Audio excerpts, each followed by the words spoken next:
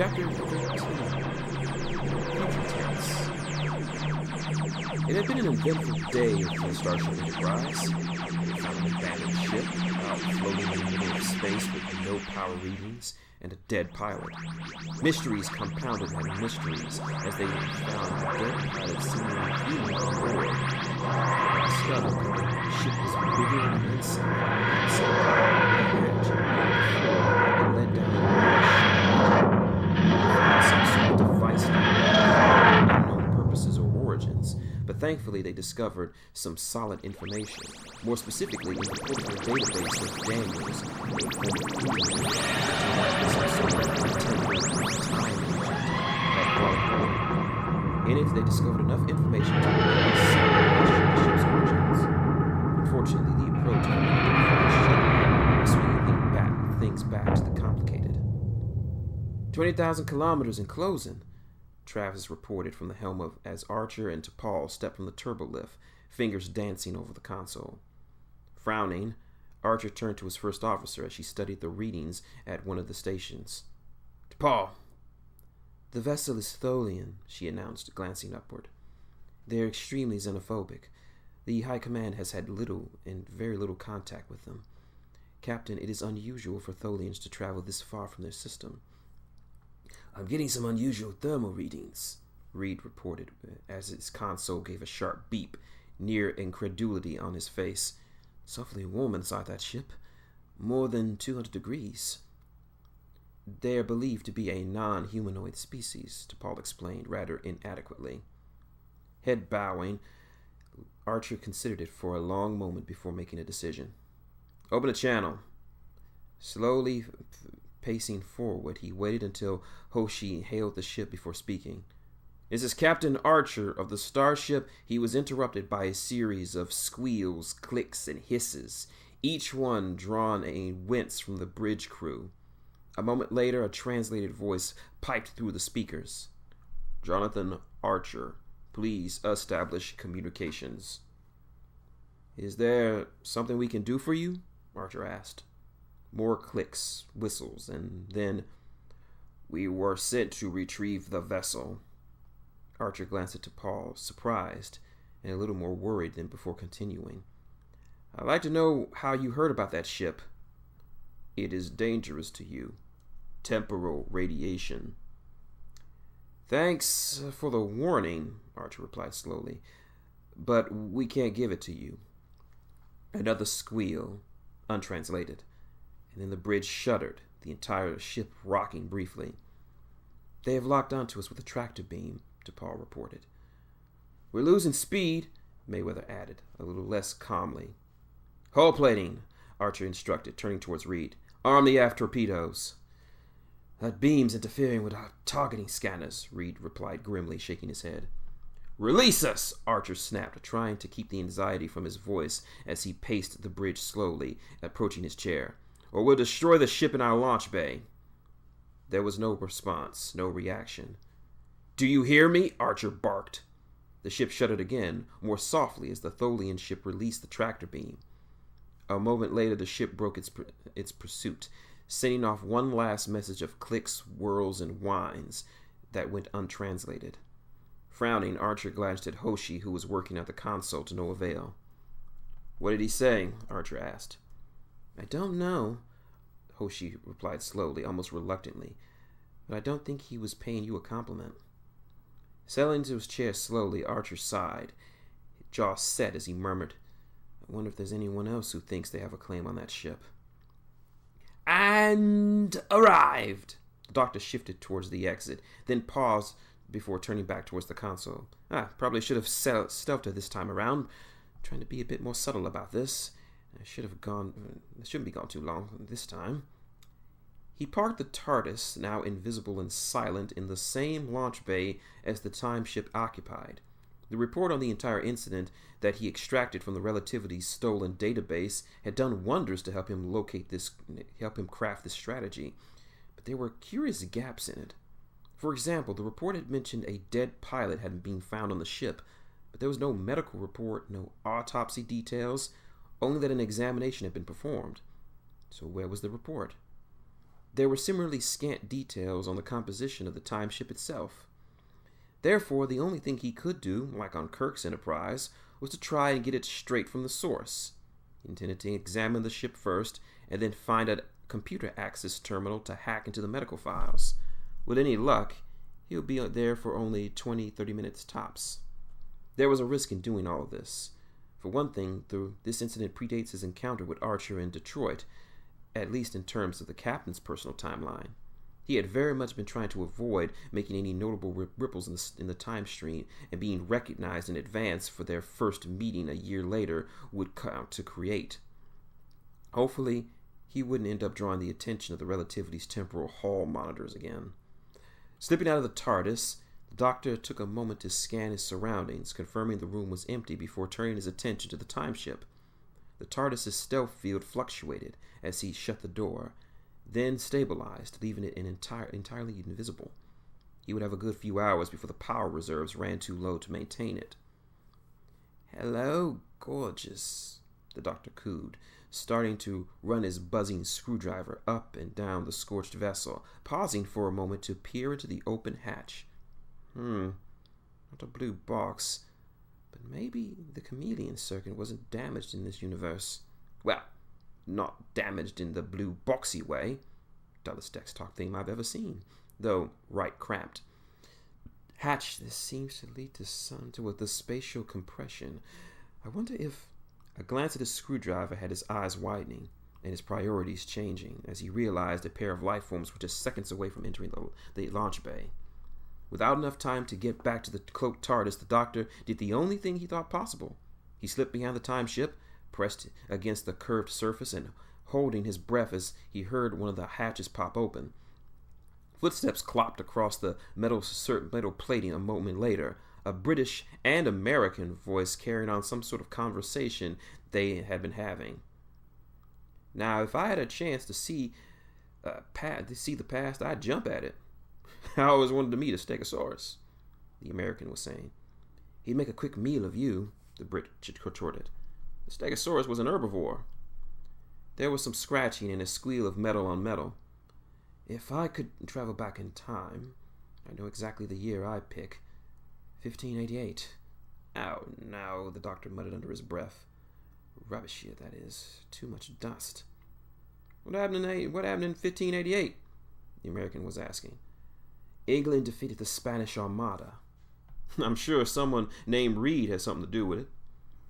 There was a loud snap as if something was being pulled off the hull of the time ship, and the Doctor felt a peculiar sort of lurch deep in the pit of his stomach. His eyes blinked repeatedly.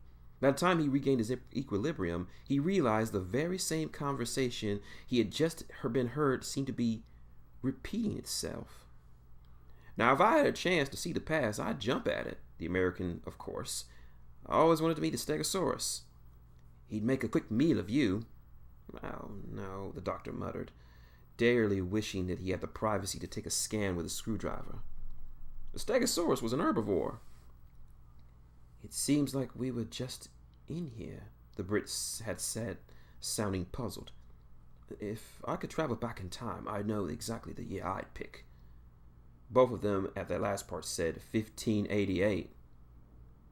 "How do I know you were going to say that?" the American asked, puzzled. "Oh, come on," the Doctor muttered. "Figure it out." "I think we've been spending far too much time together," the British replied, and both chuckled. "Oh, you stupid soddy!" Once more, the sharp sound of the plate being pulled off the ship, and once more, "Now, if I had the chance to see the past, I'd jump at it." "For the love of," the Doctor groaned. "I always wanted to meet a Stegosaurus." It was the Brit who muttered this time, Burrow frowning. "He'd probably make a quick meal of you," the American echoed. "The Stegosaurus was a..." "Can't take it anymore!" Both crewmen jumped out as a strange man in a suit and bow tie burst from behind the time ship, arms waving. Without the slightest hesitation, Reed hurled himself into the nearby wall-mounted security locker, tugged out a pair of phase pistols, and powered up the first one to cover the strange man in the bow tie. "Stop looping, damn it! Snap out of it!" The Doctor clapped his hands loudly. "Do you have an idea how much I loathe repetition?" Who the hell are you? Tucker snapped, accepting the second phase pistol and aiming it squarely at the intruder. It's fine, the man insisted, now only starting to realize that he might have been a bit too hasty. The doctor's body language trying for a more casual and far less threatening approach. Everything's fine, under control. I'm John Smith. Pleasure to meet you. Or it would have been if you weren't pointing a weapon at me. And it should be noted, stun affects me just fine. Don't get any ideas to the contrary. Take me to your leader. No, wait. I can't go to your leader. Take me to your second place leader. No, wait, not her. Where's the next step on the chain of command? I'll contact the captain, Tucker told Reed, edging towards the communications panel. No, Smith snapped, starting to step forward, and then toppling backwards as a heavy stun blast from Reed knocked him flat on his back. Mouth opening, Tucker looked from the unconscious body to Reed and then back again. What? Reed shrugged a little, brows raised. You saw it. He moved. He bloody shot me. Wait till I get my... The doctor's head swam as his blurry eyes opened slowly, a long groan passing his lips. When he realized that the ceiling above him was entirely unfamiliar, he sat up sharply, or tried to, stopping in place by thick straps that bound his chest, arms, and legs to the bed beneath. Squirming, heart pounding, he glanced up at a nearby in a near panic, grunting as he strained against the straps to no avail. The sound seemed to draw the attention of the room's occupants, however, as the privacy curtain was pulled away a moment later, revealing half a dozen people. Remarkable, Phlox noted, his hands still on the edge of the curtain as he considered the squirming Time Lord. I've never seen anyone recover from a stun so quickly. I'm terrific, all right, the doctor barked. I don't suppose anyone's going to let me out of these things. I don't like much being tied down. Two more faces drew to his bedside, and a sizable lump formed on the doctor's throat when he realized they were the two faces he would sorely like to have avoided. Not only was the first Captain Archer, but the second was his first officer, T'Pol, the only two people on the bloody ship who were destined to meet him again in a year or so. You could almost hear the smegging timeline being rewritten. With a low groan, the doctor's struggle ceased, and he slipped back onto the biobed, eyes closing slowly. This wasn't going well. According to Dr. Phlox, T'Pol noted, ignoring the request to be set free, you're nothing like a human. Your clothes and appearance aside. In fact, you apparently have two hearts.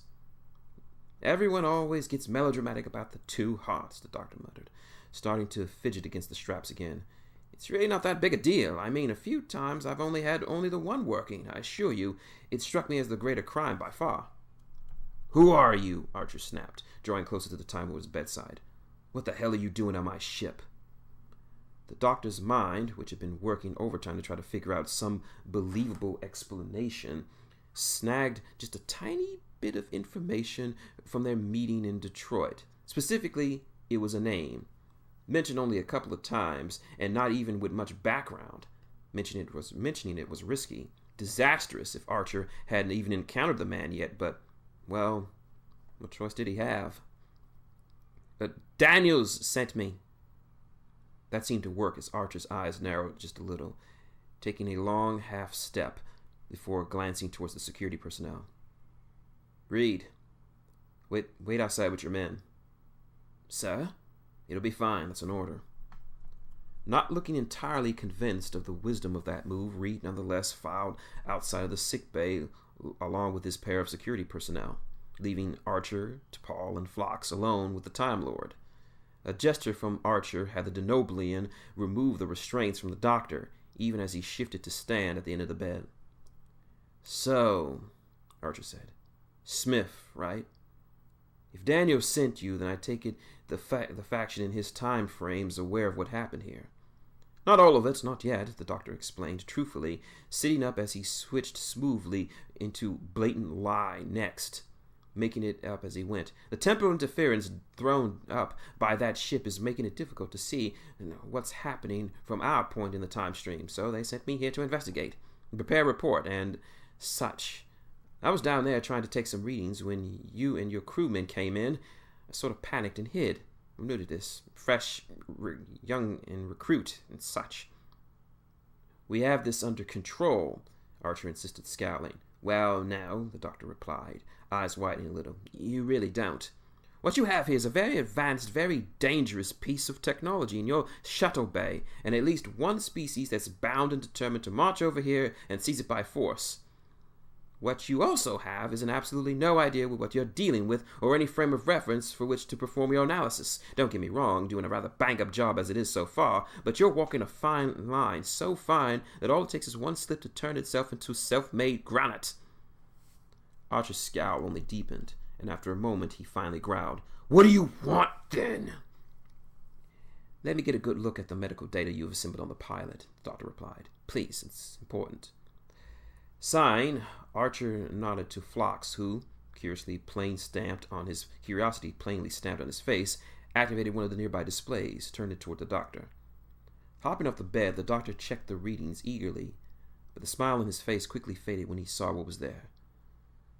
One heart, primarily human genetic structure, a bit of Vulcan mixed in. Yes, a most unusual genetic mix, Phlox confirmed. Though not as unusual as yours. It's suggestive of several generations of interspecies breeding. We've covered this before you even got here, Archer pointed out, scowling slightly. We already know all this. Good for you, the doctor replied, lowering the sonic in his hand as he bowed. Damn. Is there something wrong? This was Phlox again, his obvious curiosity getting the better of him. No, just... The doctor sighed a little. I thought it might have been someone I've been looking for. I don't know whether I'd to be relieved or disappointed. Well, I suppose it would depend on whether you liked whoever it is you're looking for, Phlox pointed out, a bit of the ever-present smile quirking at the corners of his mouth. The jury's still out on that one, came the slightly wry response as the doctor started to back slowly towards the exit. In any case, I suppose there's not much I can do about it. You seem to have things fairly well in hand. I'm sure my associates will collect their property soon enough. I really should be going to report to... As the medical bay doors hissed open, the Time Lord felt two pairs of hands grip him under arms, pushing him right back in with a stumble. Or not, the doctor muttered. Staying's nice, too. Friendly bunch. Captain, Paul said quietly, eyeing the stranger with nothing short of outright suspicion. Considering the ship has already been boarded twice over this vessel's presence, I believe it be advisable that we prepare to destroy it. The unknown radiation it is emitting could prove harmful to our systems. Destroy it! The doctor exclaimed before Archer could even make his own protest, eyes wide as he pulled away from the security guards, leaning towards an increasingly irritable T'Pol. That's a terrible idea! Destroying a multidimensional, spatially compressed vessel? Are you insane? You wouldn't want it to be within half a light year of that. It's a miracle the ship hasn't already gone and expanded as is. But if you want to smash it up, you'll... Oh, no. Let's not do that, all right? Let's find a happier answer, happier and far more sane, please. Like activating the beacon. Beacon? Archer's head snapped towards the Time Lord, eyes narrowing. What beacon? The doctor's eyes widened a little. It was too early. They weren't supposed to figure that out in for another hour. Damn it. I don't know, just sort of guessing. A beacon? A crazy talk. I tend to say random words without particular rhyme or reason. Pumpernickel! Oh, there you go. Perhaps the device Commander Tucker discovered in engineering, T'Pol suggested, ignoring the panic-ridden Time Lord. Smith, Archer snapped. If you're really here to help, I'd appreciate it if you would actually contribute something concrete. The doctor froze as his mouth opened and then closed. 100 different thoughts flickered through his mind. Finally, however, he cleared his throat and bowed slightly. Of course, Captain, the doctor replied, trying to look as humble and as agreeable as he could manage. My apologies. Allow me to see the device, get a gander, take some readings, and if there is a beacon on it, not necessarily there is, then I would be more than happy to help you activate it. He was lying through his teeth this time. He had made a dreadful mistake, one that could very well put the Enterprise in terrible danger, even though he could have found some brilliant solution to save them from this inevitable crisis, likely leaving a destroyed and very confused Suliban fleet in his wake that would draw far too much attention. The only way the doctor was ever going to be able to help them, quietly, was to act precisely opposite of how he normally handled a crisis. With Archer's permission, the doctor had been permitted, under guard, to join Tucker in engineering, leaving Reed free to see the ship's defenses. As a pair of security personnel flanked the doctor oohed and ahed over the singed, dingy piece of technology sitting inert on the table, sonic screwdriver flipping between his hands as he peered at it. Right now, Tripp seemed to be more interested in the newcomer, arms folded over his chest as he watched the strange man, almost instinctively moving his hands to his collar, as if wondering what the hell the doctor was wearing on his, or rather, what the hell why he was wearing it. So, Tripp's mouth twitched a little before he finally caved in. You really a time traveler? Well, yeah, the doctor replied, humming something to himself as he passed his screwdriver over the device. But that means that you've seen Earth, our future. More than I care to, Dr. Kane and Mother replied, but when Tripp didn't say anything else, and after a moment the Time Lord just sighed, rolled his eyes, and mumbled, Why'd you ask? Just something Lieutenant Reed, our tactical officer, asked me. Tucker shrugged a little. Not long before you showed up, that is, we was talking about what we'd know about the future if we had the chance. Ah, philosophy, the doctor replied idly. Arms crossed over his chest, he glanced towards the chief engineer before taking another scan of the device with his sonic screwdriver. What's your verdict? Well, I told him I wouldn't, Tripp replied, shrugging. And I meant it, mostly, at least not when it comes to my personal future, but I gotta admit, with the Klingons, the Suliban, all that's been happening on our voyage so far, I sometimes wish if I knew things were going to turn out all right for us. Humans, I mean. Earth. The doctor replied, distracted by his readings as he said, Yes, they turn out fine, eventually. In less than a century, mankind will found a utopian society that will extend across the cosmos, bringing peace and stability for countless years and worlds, representing a beacon of life for all civilizations. Bumps on the road, of course, even after it's founded, but things only continually to get better for hundreds of years. Tripp's mouth opened and then closed, then opened again. Finally, he managed, Great, but won't telling me all this, put the timeline at risk? Nope. Just, nope. How'd you figure?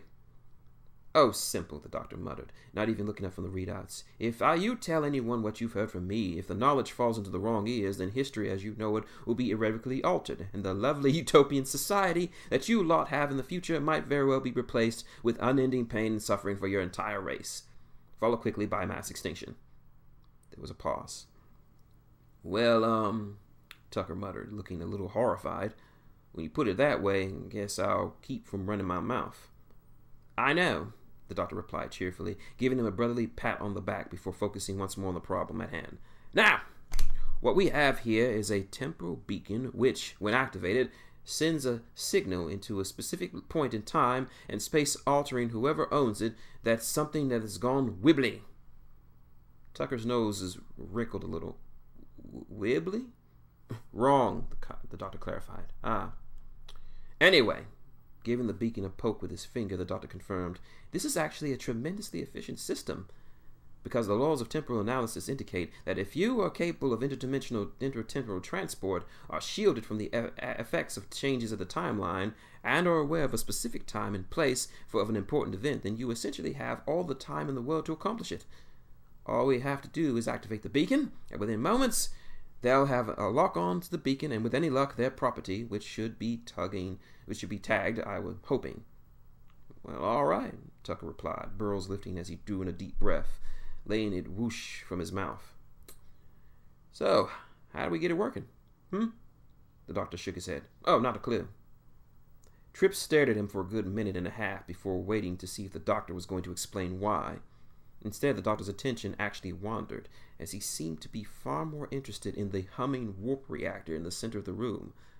Finally, Tripp spoke again. Thought you told the captain you knew this sort of stuff like the back of your hand.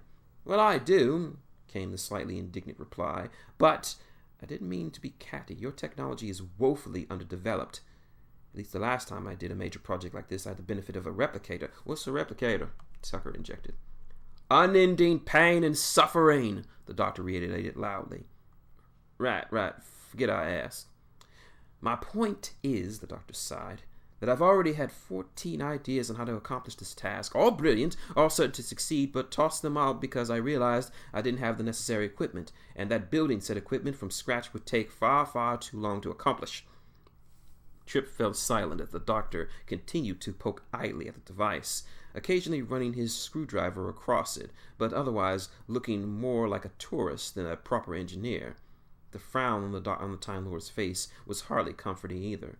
But somehow, if Tucker had to make a guess, well, he had to say the strange man just really wasn't trying.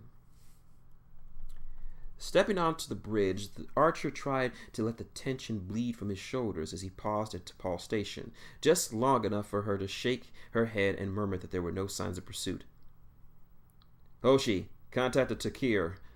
Let him know we'll reach the rendezvous point in a few minutes. Settling into his chair, Archer's fingers tapped restlessly on the armrest, leaning forward in his seat as he sighed. If Tucker and the doctor can't figure out that beacon, I want to at least make sure we get the ship as far away from the Suliban or the Tholians as possible. Captain, Hoshi said, frowning a little, there's no response from the talk here. I'm not even picking up their transceiver. It could be interference of some kind, but at this distance I can't imagine anything short of an ion storm causing this much of a communications blackout. Reed cleared his throat a little, turning his attention to his tactical station.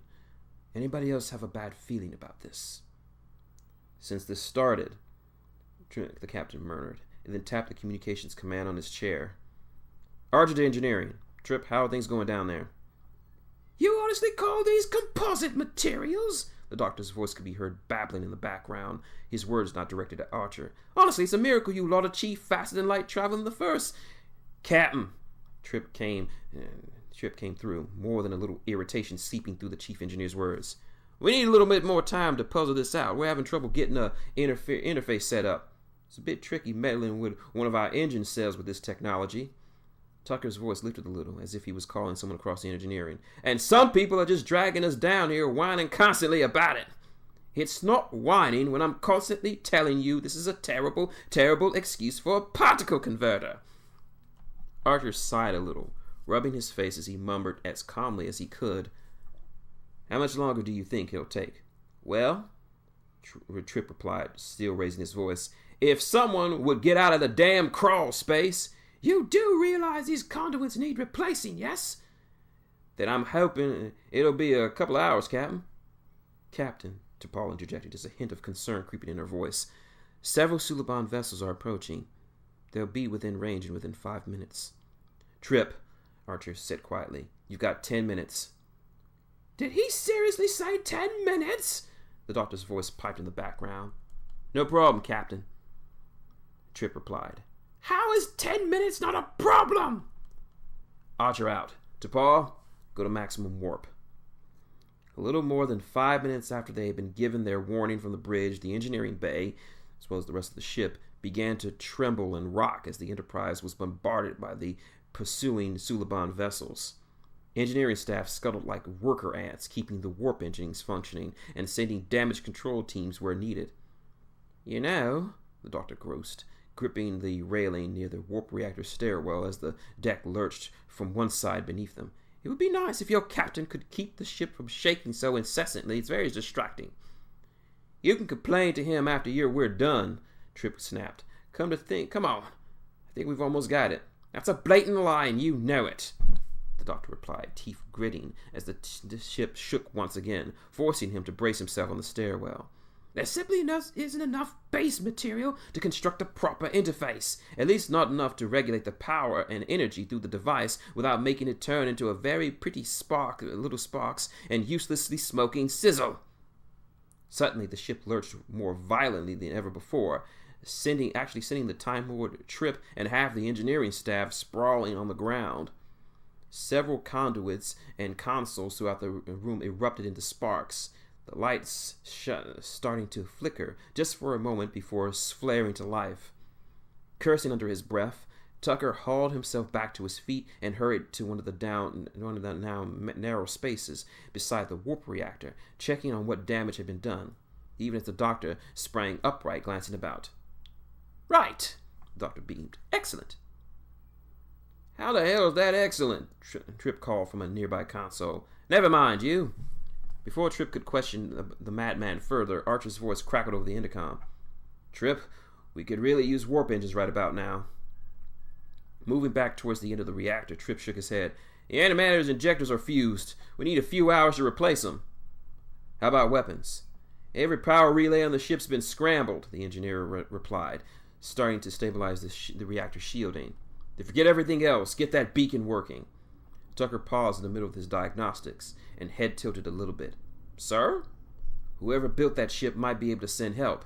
"Aye, Captain."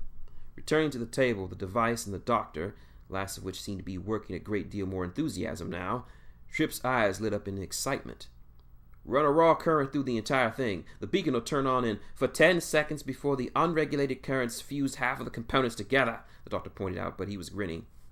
"Which would be long enough," Trip continued, raising his voice a little to be heard. "Like you said, Doc, laws of temporal mechanics. Time agents can detect the beacon from any point in time. But does it really matter if it shorts out after 10 seconds, 5 seconds, 1 damn second? The signal will still reach them, which, whenever they are, and for that 5 seconds of time period, and from their perspectives, they'll still have all the time in the world to work on where it is coming from." The doctor frowned pensively, fingers drumming on the table as he thought about it, or rather pretended to. "Force a current through it. That's so primitive, it just might work." "Gee," Trip muttered, scowling a little as he turned his attention back to the device. "Thanks." "Anytime."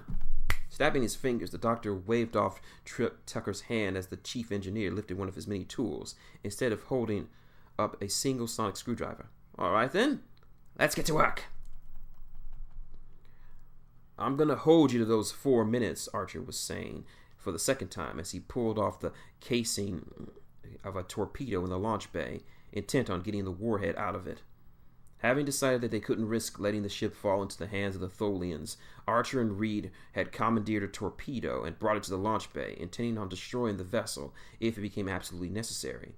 Unfortunately, the safest and simplest methods to remove the warhead directly next to the damaged time ship, which seemed to be resulting in some decidedly unfortunate side effects, one being a time loop. "If only it was only an estimate, sir." Reed paused, his eyes flickering as his mouth thinned a little. "It's happening again. We've had this conversation before." "You're right," Archer sighed slightly.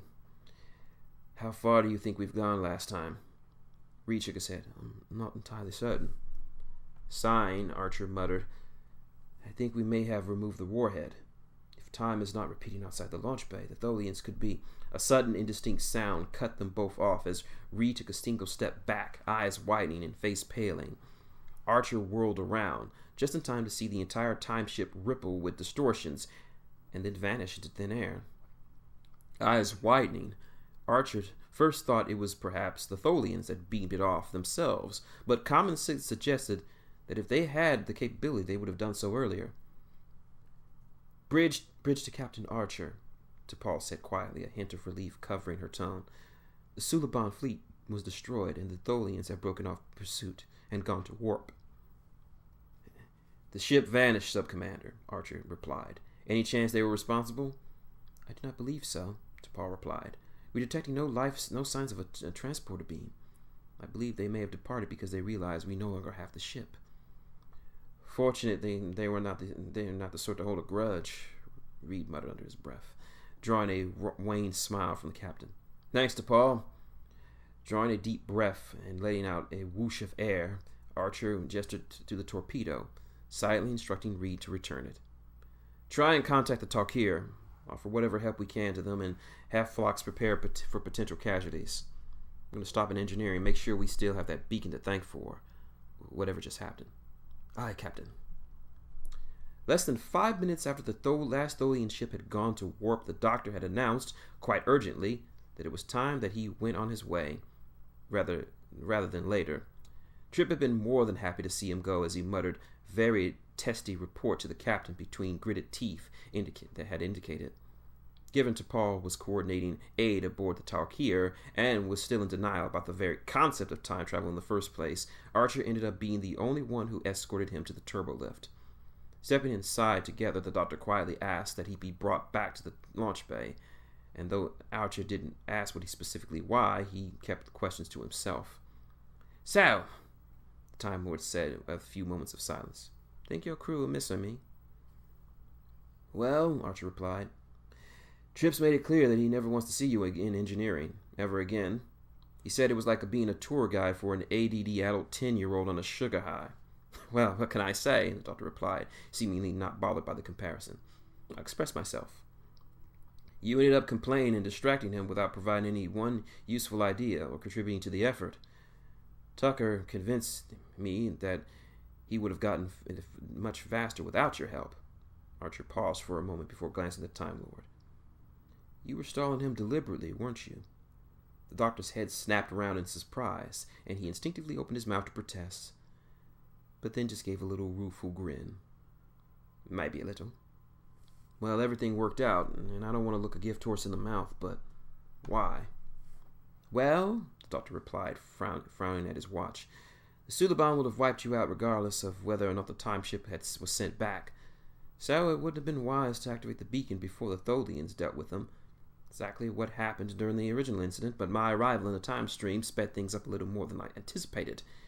In terms of your work at the beacon, I was concerned he had finished it all too soon, and I couldn't be certain that you believe it would be wiser to wait before activating it. So I stalled. Let things work themselves out. You should congratulate your Commander Tucker for his idea. It's exactly what I would have done." "Next time," Archer growled a little, though he could muster a genuine anger. "Clue me in on what's going on." "No promises." A bit of a smile crossed Archer's face, albeit reluctantly, his head shaking a little. "Are you sure you don't want to stay for dinner?" the captain asked, perhaps the third time as they reached the proper deck, stepping out of the turbolift, making their way towards the launch bay. "Chef's told me he's preparing something special to celebrate somehow surviving 2 hostile fleets in a time paradox, and really we at least owe you that much for your help, such as it was. Besides, our reason for being out here is to meet new life, and you qualify." "Well, I would," the doctor replied, clearing his throat as he glanced at his watch again. "But I really should be going. I mean, just look at the time." Archer's eyes narrowed a little bit at that. "You're a time traveler. Why would the time bother you?" "All was essentially lost. He doubted there was any way the captain wouldn't report this incident. For that matter, he was fully expecting it would be to alter his own personal timeline, adjusting the circumstances of his meeting with Archer in the first place, and a change like that would bound to draw notice. He was actually quite shocked he hadn't been accosted yet, but wasn't about to hang around and tempt fate.